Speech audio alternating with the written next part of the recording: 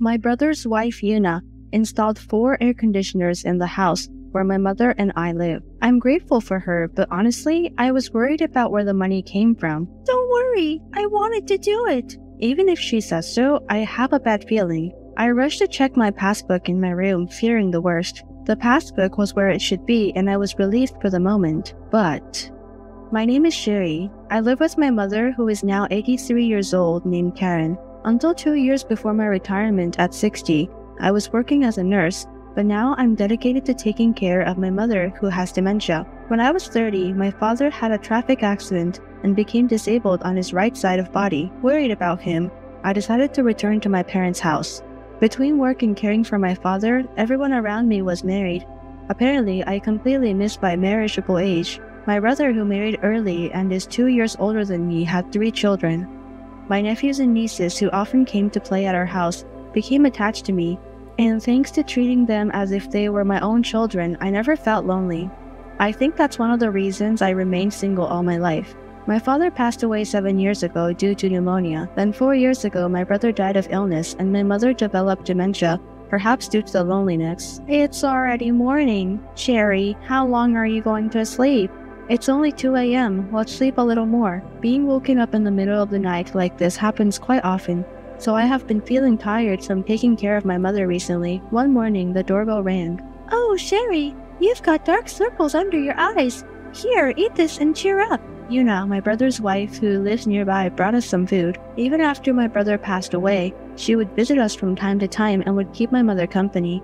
Of course, she can't help with the caregiving, but when Yuna is here, I can do housework away from my mother, which is very helpful for me. Since all my children have their own families now, I have plenty of free time.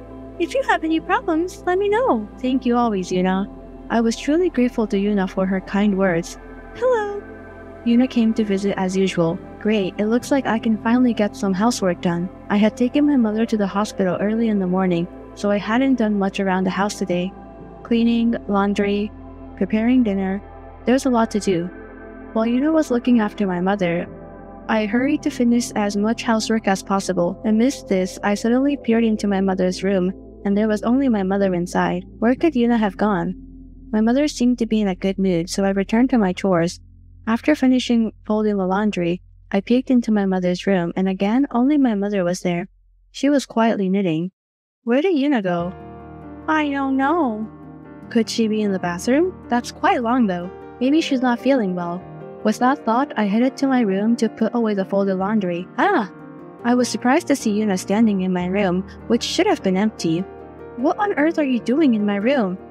This house doesn't have air conditioning, does it? I was just looking around to see where to install them, Yuna replied calmly. She could have asked me before entering my room. I was irritated by the fact that she had entered my room without my permission, but she continued talking without noticing my feelings. I want to gift an air conditioner for your room, Sherry.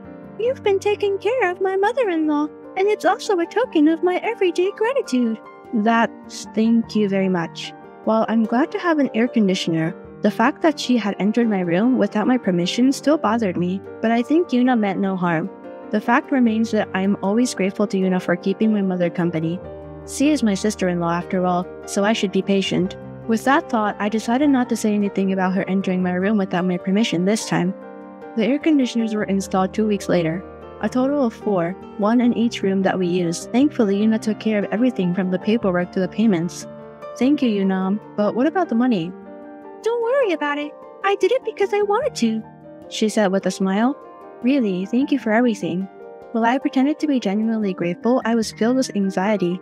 Yuna, who has always been a housewife, even now, she should be living on a pension and the savings my brother left. But it's quite lavish to be able to buy 4 air conditioners all at once. But looking back, it's not just the air conditioners this time. There was a time when Yuna's nieces and nephews, Yuna's grandchildren, complained about Yuna always taking them out to eat. Just like their parents, they were very fond of me and they called me Granny Sherry and treated me like their real grandmother. I want to eat Granny Sherry's homemade cooking again. The children who used to come to my house to play around told me once that they were tired of the heavy restaurant-style meals they had every time they went to Yuna's house. Moreover, dining out with so many people must cost a lot. Hearing this, I started to worry about Yuna's financial situation. Another time, my nephew, who had just graduated from high school and started working, came to visit in a brand new car. "Where did you get that car?" I asked with wide eyes. "This? Granny Una bought it for me," he said. "She did? Una did?" I was so surprised that I was at a loss for words, but he went on to share a shocking fact. Apparently, Una has been buying expensive presents like cars and bags for her other grandchildren. How does she have so much money? Worried, I asked her children and grandchildren multiple times, and they all said, Granny Una seems to have made a fortune in gambling. Remembering all these incidents, I suddenly felt alarmed. I wonder. I quickly went to my room to check my bank book. Phew, there it is. I had worried that Una, who had intruded into my room the other day, might have stolen it, but it turned out that was an overreaction. Just to be sure, I decided to check my mother's bank book as well. I thought it was in the drawer where we kept the bank books and seals, but it wasn't there. Mother, wasn't the bank book and seal in here? I checked it the other day and put it back. I wondered if she might have misplaced it. With that thought in mind, I started to search all over the house, but I couldn't find it anywhere. I wonder. I steeled myself and called Una. Hello, Una. My mother's bank book and seal are missing. Do you know anything about it? I don't know. Did your mother hide it somewhere? You know, dementia patients can become paranoid about theft and the like. Una refused to cooperate, but it's nowhere to be found, so I'm considering contacting the police. I played my trump card. Police? I'll help look. Just wait a minute. Una suddenly started to panic. She hung up the phone, and not long after, she arrived at my house. Here! She handed over my mother's bank book and seal. Why do you have this, Una? She remained silent despite my question. I opened the bank book and was shocked. Since I had been paying for living expenses, my mother hadn't touched her pension, and I was certain that the balance was millions of dollars.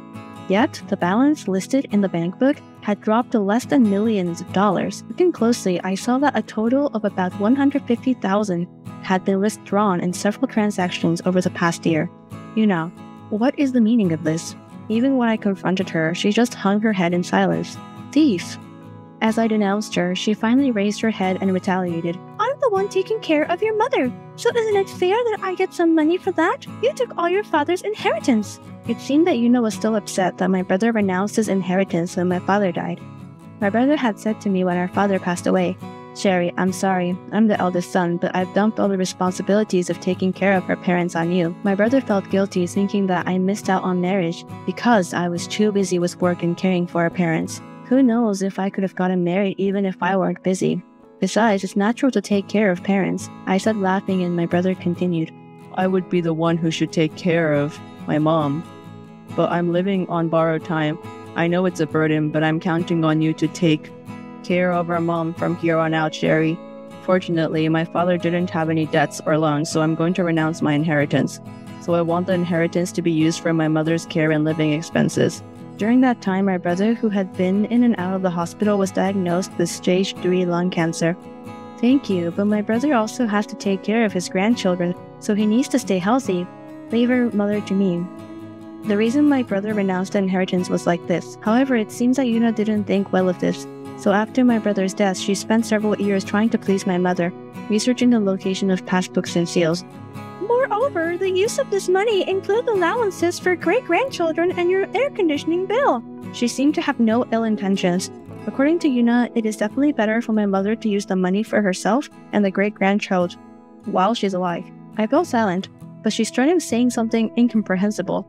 As the rightful wife of the eldest son, I will definitely receive the inheritance when your mother passes away. I wonder what rightful rights she's talking about. While thinking so, I listened to her quietly, and Una started making such claims. Since I don't have children, it's only natural that my own children will take care of things, like the grave in the future. So as compensation, I'll inherit this house and land. She's going too far while I'm staying silent. What's she even talking about? She says it's for the sake of her mother and great-grandchild, but it's just a camouflage. Most of the money will be used for Una's entertainment expenses. I'm getting angry and angrier. I can't have a proper discussion with this person. That's how I felt, so I decided to file a police report for the unauthorized use of my mother's savings. A few days later, my house was filled with my nephews, nieces, and their children. Sherry, I'm really sorry. We heard from the police that Grandma was taking out your savings without permission. They all apologized one by one and promised to return $15 million that Una had used, even if it took several years. Don't worry about it. Grandma said not to hesitate and bought it for me, but will definitely repay the car expenses even if it takes time. Even my nephew's child, who had become a working adult, bowed deeply to me. It seemed like all the children are reflecting on their actions, but it's still a large sum of money. You guys really lack common sense. Isn't it strange to be able to win enough at gambling to buy multiple cars? I pointed out to my nephews and nieces, who didn't doubt even when they heard their grandma's source of income was gambling. They also nodded shyly and bowed their heads again. So how is Yuna doing? Did she say anything? When I asked, they looked apologetic and said, "Mom is being stubborn, but we'll take responsibility, so don't worry, Auntie." Despite the attitude of Yuna, who didn't appreciate what the children and grandchildren had done, no matter how much I hated her, it wasn't enough. However, the children are reflecting on their action, and what's important is the future lives of these children who will walk a long journey. Even though it was a result of their lack of common sense, burdening these children with debt would be too pitiful. Perhaps this is a lesson in life for them. That's what I thought and said to the children. Regarding $15 million that Yuna used, I won't ask for it back. I'll withdraw the theft report as well, so don't forget about this and become sensible adults from now on. Is that clear? The children nodded firmly, and I continued. Instead of repayment, if something happens to her mother, I won't pass on any inheritance to you all. The children didn't oppose my opinion and didn't show any displeasure. I documented the decision in a written agreement and had my nephews and nieces sign it. After finishing the written agreement, my nephew's child murmured, "I'm really sorry this time, but can we still come over for meals in the future?" Of course, it seems like it would make my mom happy to see her grandchildren and great-grandchildren, so I want you to talk to her a lot too. And so we all laughed together. I'm sure these kids will be fine. They will become respectable adults, learning from this failure. That night, I decided to write a will. As I don't have any children, I had planned to leave my property to my nephews and nieces after my death. However, I changed my mind and decided to donate it to a welfare organization. No matter how good these children may be, I didn't want to leave any further financial involvement with them. 6 months passed since then. "Mom, are you okay?" "Who are you?" "I'm Sherry, your daughter." "Oh, you came. How nice." My mother's dementia had become so severe that she couldn't recognize me anymore. Taking care of her wandering and toileting had become difficult, so I had her admitted to a nursing home about 3 months ago. Since then, my life consisted of moving to an apartment near the nursing home and visiting my mother every day. As a result of putting my mother to the nursing home, I decided to sell my house and land and move to a place unknown to Yuna and the others. I haven't seen Yuna since that incident.